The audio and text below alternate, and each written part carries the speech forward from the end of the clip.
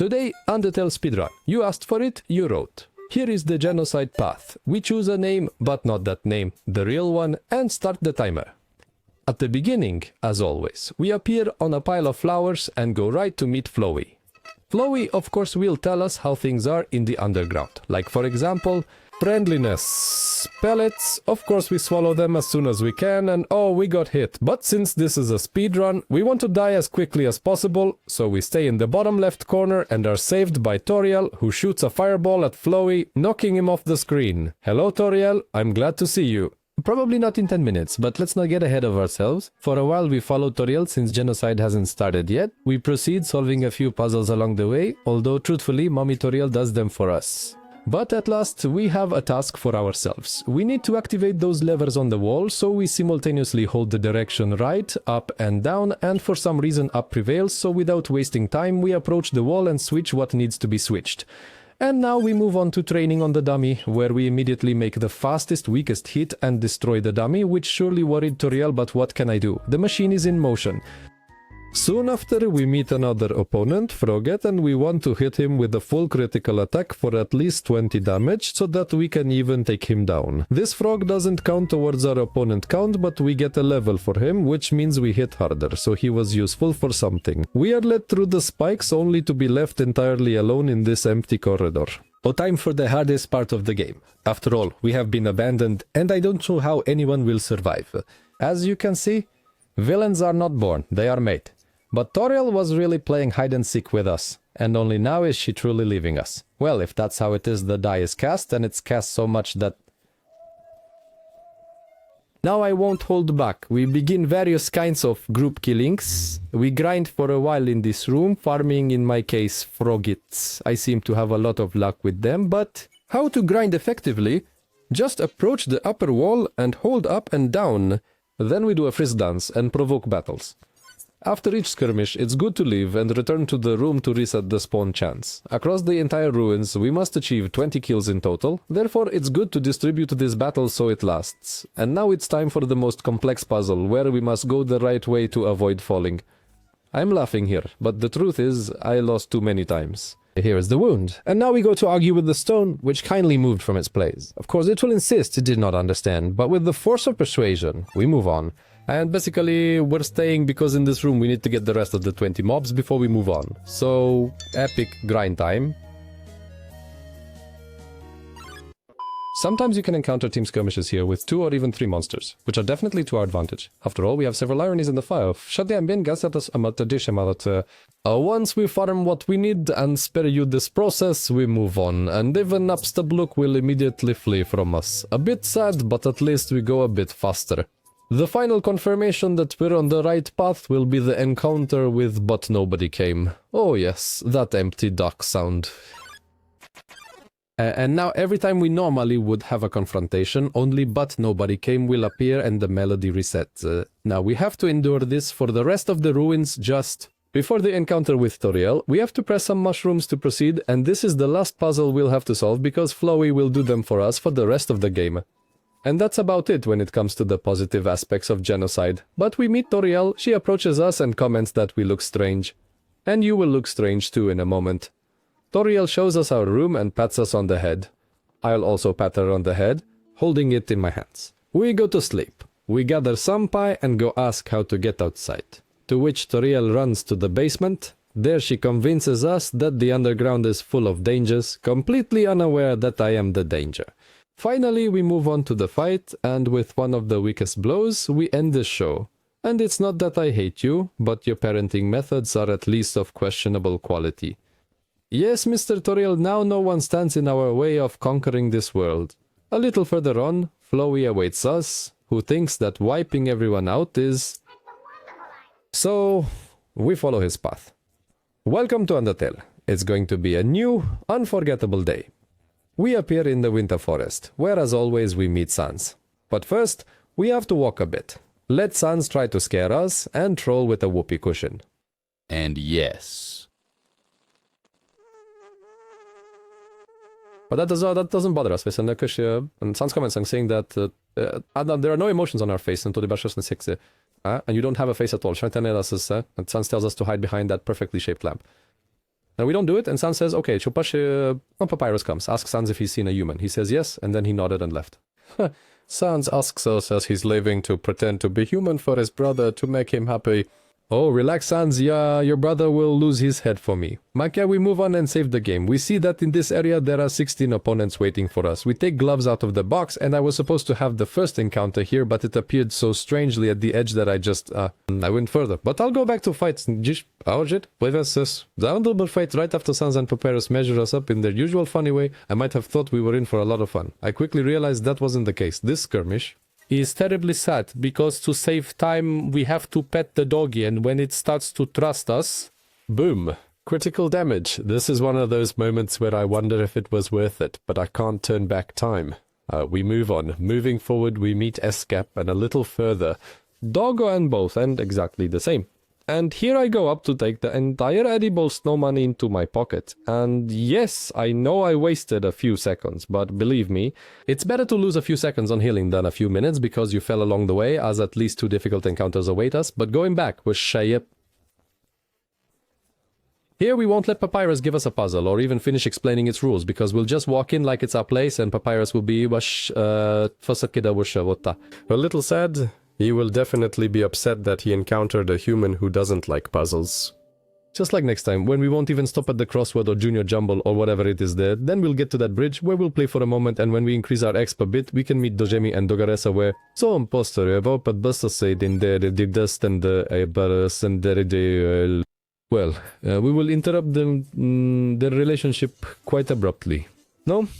Let's start with Dogressa, and this sight of the dog crumbling into dust, to put it mildly, will make Dogami completely give up. Another reason to feel bad, as if Toby Fox, the creator, was telling us that it's not worth it. In the next regions, as you can see, all the puzzles are already solved, because as I mentioned, Flowey supports our path and wants to be helpful in some way, so there's that at least. We charged up to the colorful puzzle, but as with the previous ones, we won't even let Papyrus finish the rules because we'll step right into the middle of the board, and Papyrus will only leave the instructions on the ground and walk away, very disappointed. A sector further, we can see a snow structure that has fallen over. Apparently, the locals are fleeing in at least panic, and the ice puzzle, like all of them, is already solved, so we can easily get to the other side. Yay! Now it's time for a fight with Greater Dog. It must take 3 hits from us, but we're a bit lucky because we can skip its attack by approaching it, so yay! We saved about 5 seconds. Meanwhile, bye-bye doggy. But honestly, at this stage, I've already lost count of how many mobs we have behind us, so at the next opportunity I need to check with the start. But before that, there is Papyrus' last challenge, where he throws everything dangerous at us, and overall, I am not surprised why the skeleton considers the dog a threat. But Papyrus has a good heart and doesn't want to hurt us. Too bad for you, because I won't be holding back. So we have access to Snowdin, but before we want to move on, we need to grind, and in these encounters we'll often have several monsters at once. Most of the time, one of them will be Jerry. Yes, like an octopus. And you might wonder why I keep sparing him, but believe me, if you're speedrunning, you don't want to fight this guy. Jerry doesn't react in any way, but he has so much armor that taking him down takes 10 or more hits. It's a mob that Toby Fox created just to mess with speedrunners. Right, so circus have spent more than enough time here, and I don't even have to guess if the required threshold has been reached, because when I enter Snowdin and hear that... Void, you know that everyone has fled from it before us. Everyone except Papyrus, who says he doesn't want to kill us, but to teach us the good way in life. And as a start, he tells us to come over and give him a hug. So we do. Only at the end, I tripped and knocked his head out. O, przepraszam. What's disarming is that, even after we've killed Papyrus, he still believes in our good side. I still have a lot to learn from him. This world doesn't deserve someone like Papyrus. He was our second boss, and we move on to Waterfall, where 18 kills are required, and of course, we'll acquire all of them along the way. But we'll stop for a moment for that. Faded old tutu. I think it's a ballerina skirt, and it will be needed for the fight with Undyne and Speak of the Devil. We started hiding from Undyne in the grass, and normally Papyrus should appear here, but for obvious reasons he won't, and we will continue and get detected. At least briefly, because Undyne will give up, and along with us, Monster Kid will run out from behind the bush, shouting as always, about how amazing Undyne is. We continue leaving more puzzles solved and encountering Aaron, whom we want to leave alone because, like Jerry, he is too strong for us right now. Since I already put on the old tutu, I couldn't escape the first time, which wasn't great, but the second time I was okay. A bit further in the cave, we meet Woshua, with whom we dance the tango. And time for the first taste of a clash with Undyne, where she will throw spears at us, which honestly are easy to avoid. Just stay at the bottom all the time, then you can't be hit. Alternatively, when we're at the top, stop for a moment by going down to the down. Simple as cream. And as soon as we hide in the bushes, Undyne will approach us and grab Monster Kid and bite the eye. That sight always raises concern. Monster Kid, of course, is overjoyed from his encounter with Undyne, and we move on. We enter a sort of maze where we want to stop for a specific item, and it is on the left side. Along the way, we can try to engage with some monster. On the left in the grass, we can pick up ballet shoes, which will serve as our weapon. We can even add them now. They'll be especially useful in the fight with Undyne. And why? Because as we can see at the next spawn, the shoes have 3 hits and we can score critical hits with them. So there's quite a bit of progress. Then we walk a long stretch alone. Usually there's that onion son here, but I'm not much of a fan of him, so it doesn't matter to me. But right next to it, we meet Shiren, who will get a fest copa from us, and we move on. Straight to the rainy tunnel where Monster Kid will accompany us on the journey. It's quite a boring section of the route, especially since he keeps talking. But a cool thing is in the sector with a view of the castle, where if we hold up and down while going to the right we move much faster. Finally, we reach the end, where Monster Kid will suggest boosting us higher, but since we have to wait a moment for him to decide, we can use this time to get rid of unnecessary equipment. Such appropriate management. Time for the second encounter with Undyne, in which she will pierce spears through the bridge. This chase is also fairly simple. You just need to stick to one of the walls and it should be fine. Undyne always aims where we're going, so if we gauge the moment well, we're even able to turn back for a split second to provoke her to attack in another direction. We then reach the end and encounter Undyne in a dead end. She then drops us farther. You know that because of your incompetence we'll catch the next ones? We're in the sewers, where we encounter an enraged dummy. He accosts us, angry that we destroyed his cousin in the ruins. Mad Dummy is so furious, foaming at the mouth, that he's actually happy. I don't know, he talks about emotions so strong that his spirit merged with the dummy, and he offers to let us go, but you know how it ends. We continue onward, encountering Temmie along the way, and there are separate materials about them on the internet. And further through the next labyrinths, grinding, looking for a fight. After all, 18 kills won't happen by themselves. At the last corner, just before the fight with Undyne, we must get all the frags if we still want to stay on this path, so occasionally resetting the sector, we sit and grind. Once we have that behind us, it's time for an emotional journey. As always, we encounter Undyne and she wants to pierce us with a spear, but Monster Kid gets in the way.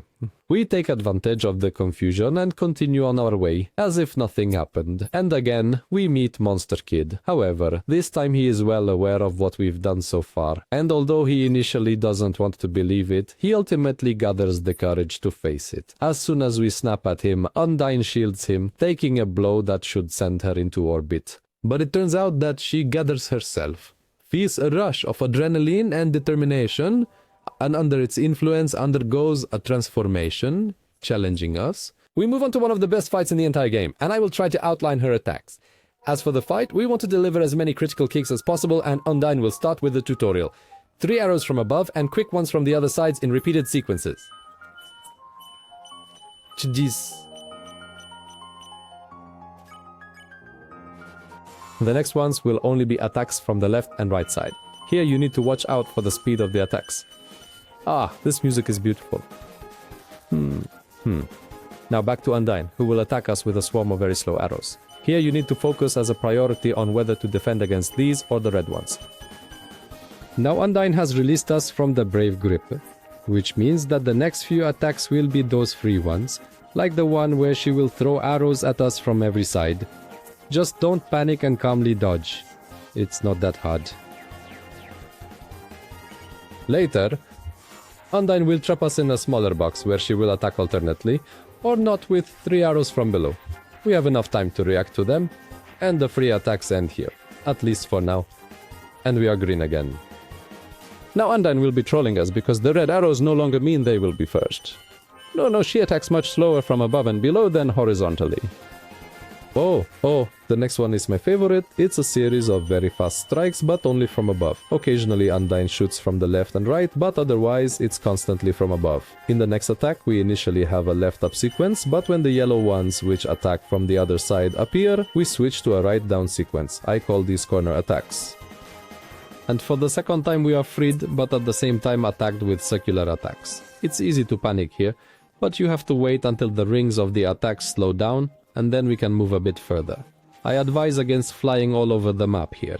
It's better to jump, wait, and wait, and repeat. Now the reversed circle.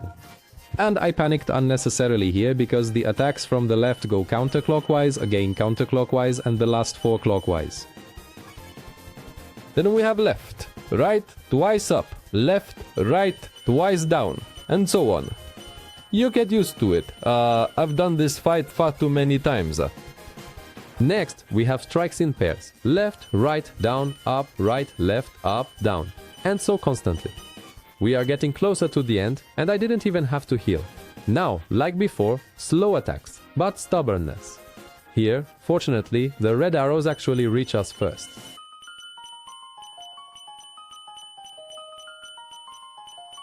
On the final attacks, which are crazy, just like the previous circular projectiles, only this time they are shooting at us and accelerating. And the initial tactic was working, but then it became panic. What is happening? 9 HP? Oh my god, I almost died. What was that supposed to be? But 1428 and we got it.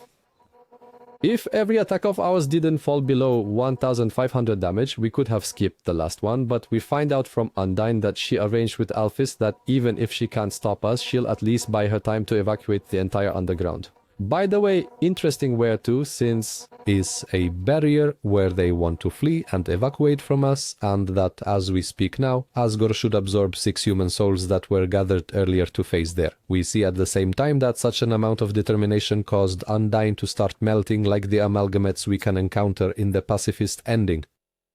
But this is how the whole waterfall concludes, and we move briskly to Hotlands. Along the way we can see that the welcome sign has been turned off. Perhaps a small suggestion that we are not welcome here. We enter Alphys' lab, we stop before the flight. I want to grab something tasty. After all, we have a brief encounter with Suns coming up, and this could turn out differently, but not anticipating the events, we meet Metaton, who decides to retreat. We'll get him later, but first we have to manage 40 kills throughout Hotlands, so there will be some work. Fortunately, Hotlands and Core are connected, so we can split the fights between these two sectors. We'll encounter most of the spawns on the way, and we'll leave the grinding for the very end after the Core escape. But before we go directly there, we'll backtrack a bit to get the pan, because that weapon will be useful for efficient grinding. We keep going through all the puzzles. We see that even the defense system has been turned off. It seems they fled so quickly in front of us that they left everything off. One of the nicer things about this path is that we don't see all those social media posts from Alphys. Life is simpler, but we meet the Royal Guard, O1 and O2. You might already know their story from a specific ending that I did, so yes, we engage in emotional manipulation here and first take down O2 and then O1, who is left all alone. Continuing on, we pass through Metaton's empty culinary set, and well, I feel a bit sorry about that because I really had a good time. And then we ominously stroll through the whole way to the core. When we reach the elevator, we can immediately go to the 3rd floor on the left side, where we will encounter Muffet. If you still have any feelings regarding these characters, Muffet is probably one of them, but sorry, we have to take her down. But you see, Muffet is confident that she can defeat us, so she doesn't even run away. Unfortunately, she will find out that she was very wrong. First, we get caught in a spider web in the middle of the room. Muffet appears, says something about how we don't like spiders, but when it comes down to it, we sort of prove her right when we take her down with one critical strike with a pan. Goodbye, Muffet. And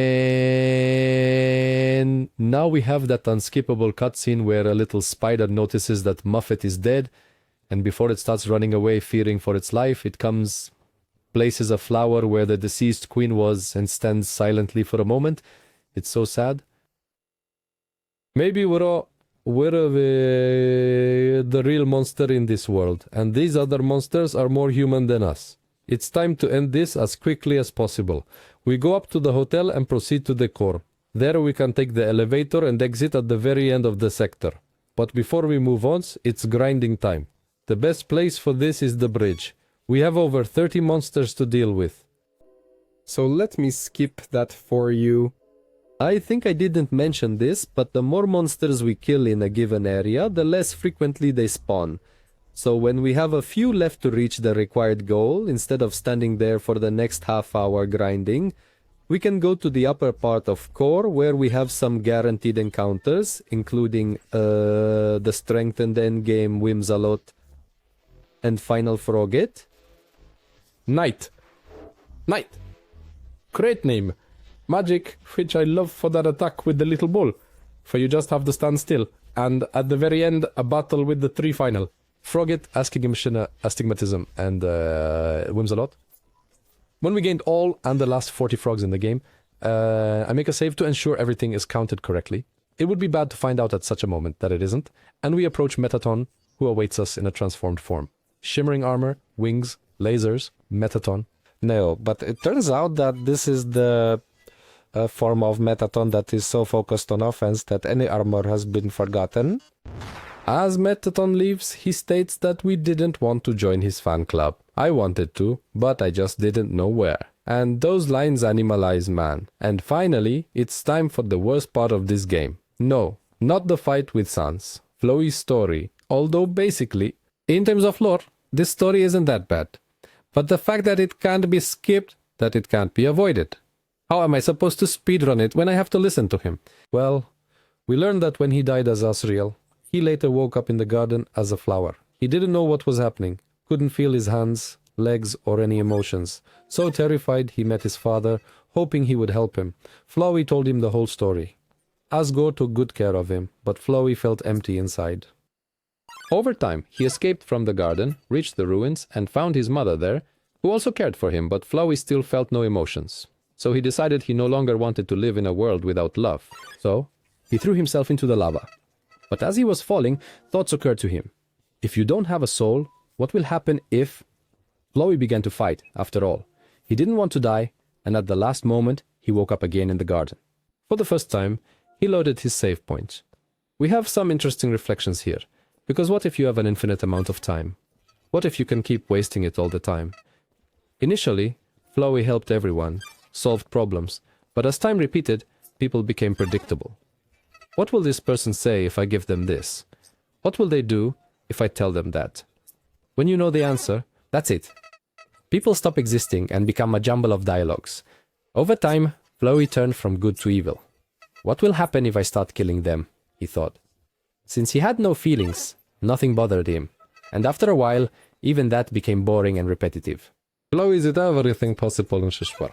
He read every book, burned every book, won every game, lost every game, befriended everyone, healed everyone. Flowey has only an obsession with magic. They grew up together. They had a plan to free all the monsters, but that plan did not burn out. And when one day we appeared and Flowey failed to steal our soul, he tried to load his save, but to no avail. Our determination is stronger than him. When we left the ruins, he recognized us as his siblings. He doesn't know how we reincarnated or what happened, but he just knows that we are who we are. During his journeys, Flowey repeatedly tried to get to the 6 human souls that Asgore possesses, but no matter what he did, he never gave them to him. But now, having the chalice by their side, it might be possible because creatures like us can kill each other, if one gets in the other's way. At this moment, Fly realizes that we don't have to be his friends, as he previously thought, and the awareness that he can't reset fills him with dread. He leaves us and rushes to warn Asgore, and standing in our way is none other than the smiling skeleton, Sansa. Even Sans has his limits of patience, and seeing what we did, he decides to stop us. It's time for the most epic fight in the entire game.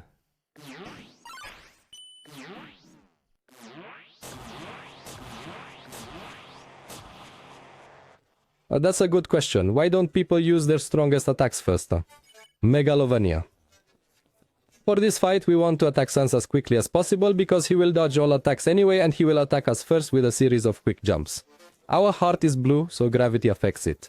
In the third attack, Sans will throw 3 blue bones at us from the right and 3 from the left, and we'll still have to jump to avoid the white ones. Meanwhile, Sans tells us about how he researched space-time and saw all the resets of our player until he saw the timeline that ends everything. Fourth attack, more jumps, but their height is random. Fifth, jumping on platforms. Here we need to watch out for the ceiling at the end, as you can easily get caught. Sans attacks are weak in terms of damage, but they apply something like poison that gradually decreases our HP. Sixth, more platforms. Sans continues, those resets are our fault, right? We don't even realize what it's like to remember all of them. Seventh, continuing with the platforms, but with these we want to stick to the lower part. Although the bones appear randomly, it often happens that it's easier to avoid them from below. 8 jumps through gaps in the row of bones back and forth. Sans has long given up trying to escape from the underground to the surface. And all of this because the 9th attack blasts from blasters. Here too, I prefer to stay at the bottom, because it's easier for me to jump up if necessary than to go down. Even if I manage to get out, someone will reset time and lock them all back underground without any memories. 10th attack, another stretch with vertical bones. And here I stumbled. I got hit pretty hard, but it's okay. We're still going without healing. The awareness of this chaos made Sans lazy, because why bother if it's all fragile and temporary? 11th attack, much faster pogo jumps. Here, if we don't start jumping at the right moment, we're in trouble because there's a very narrow window for corrections. 12th attack. Anti-locking bones from the left and right. We move to the right and at the right moment jump maximally to the left. Repeat twice. The AWACS 30 times. Attack 13, more jumps at random heights. If we haven't used any of our turns for healing or something until now, the 13th attack is the last one before the boss. Sans tells us that once in another reality we were friends, and if we want we can end this madness. At this moment, without wasting time, we can eat something and attack, because we know how settling down Sans would end, right? We enter hard mode, where Sans teleports us and attacks with different sets. Mosaici doi, hops, high jumps, blue ones where we have to wait, and do you see that? Sans attacks the area where we briefly appear in the select options. To a cheater. Now it attacks us with narrow clusters. How to avoid them? Run away, run, forest, run! Again, teleportation to different attacks, but there's escaping from the platform and zigzag, gentlemen, zigzag. Jumping to the left, again, zigzag. Jumping to the right. And now Sans attacks even those lower windows. Oh, now this easier attack. See? Here you just need to press all the arrows and our heart jumps where it needs to by itself. Beautiful in its simplicity. Especially since Sans attacks like this a second time, but a little faster.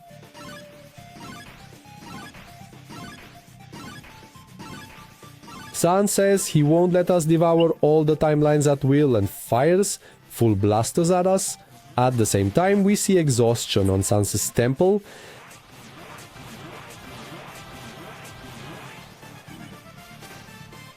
Another attack. We do a spin with the heart. Sans says that soon we will force him to use a special attack, after which he teleports us to other random screens. Platforms. Blasters diagonally. Jump over the train. Platforms. Jumps to the left. Upwards. The penultimate turn before the special attack. Press all the arrows. Hang in there.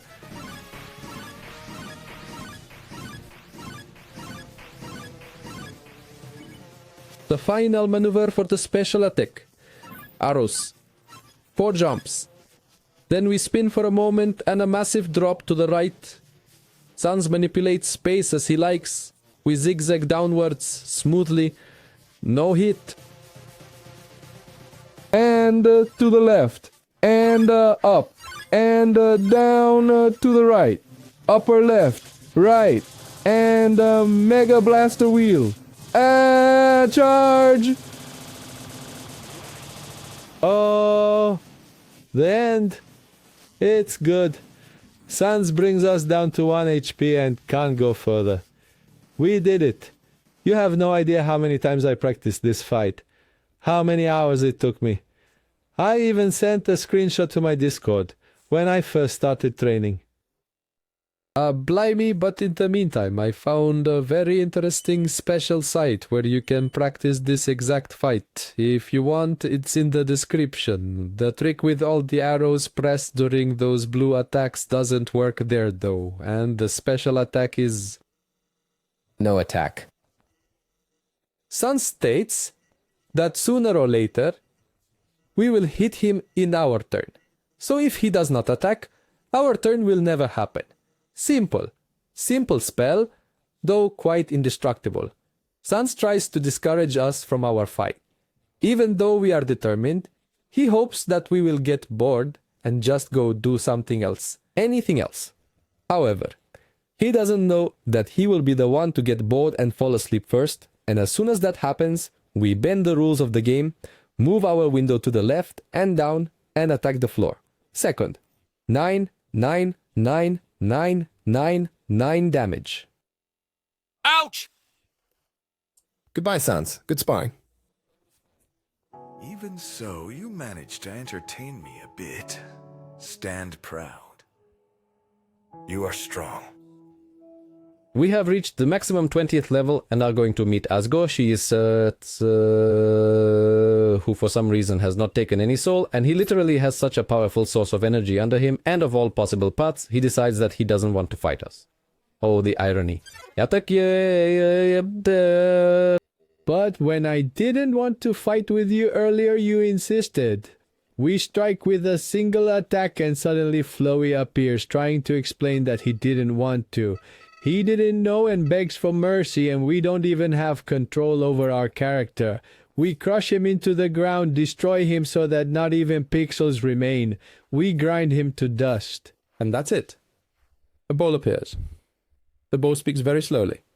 There's no way to speed it up. And talks about how strange they feel after reincarnation.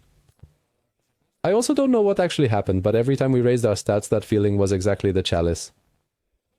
At a certain point, the chalice wants us to erase this world, and we agree and close time.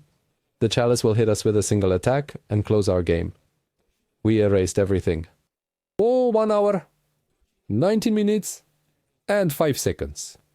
And that gives us the 157th place. I am happy.